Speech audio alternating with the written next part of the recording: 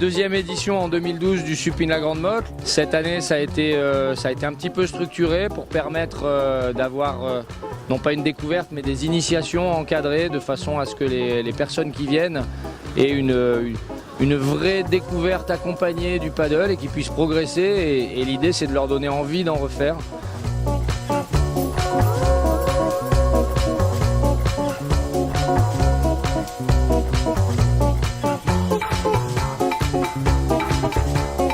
On risque d'augmenter le volume, peut-être de prendre plus d'espace, de communiquer plus en avance pour faire venir plus de marques.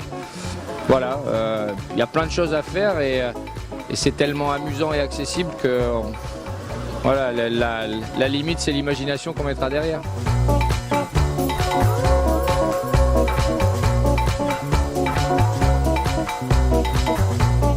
C'est sur cette accessibilité extraordinaire de ce sport qu'on a misé, puisque depuis l'an dernier, on a créé une société qui a investi dans beaucoup de matériel, puisqu'on a acheté plus de 100 planches qui nous permettent aujourd'hui de proposer un événement de masse autour d'une discipline qui est complètement nouvelle.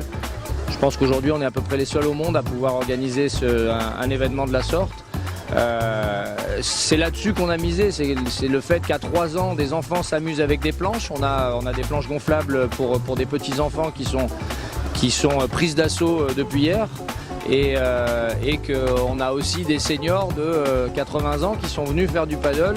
Ce matin, il n'y avait pas de vagues, c'était calme et ils se sont amusés dans ces conditions-là. C'était super. C'est vrai, vraiment? Oui. Et toi? Moi je trouvais que c'était cool, c'était marrant. C'était drôle parce qu'on tombait à chaque fois, mais on se relevait et tout, c'était trop drôle. Ouais.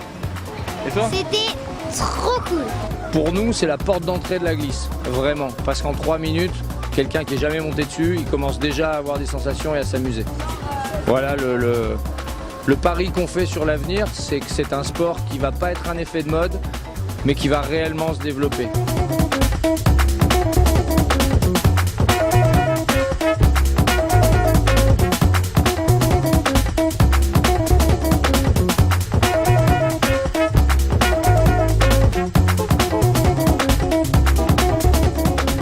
On a derrière nous des marques qui nous soutiennent, F1 en fait partie et ils sentent bien que du côté de la commercialisation, c'est aussi quelque chose qui est en train de prendre des tours et très très vite.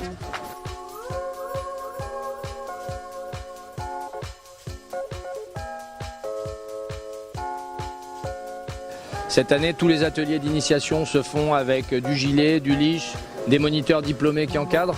Donc structurer, professionnaliser l'organisation pour avoir quelque chose de propre et qui se développe sur le long terme. Voilà notre objectif aujourd'hui.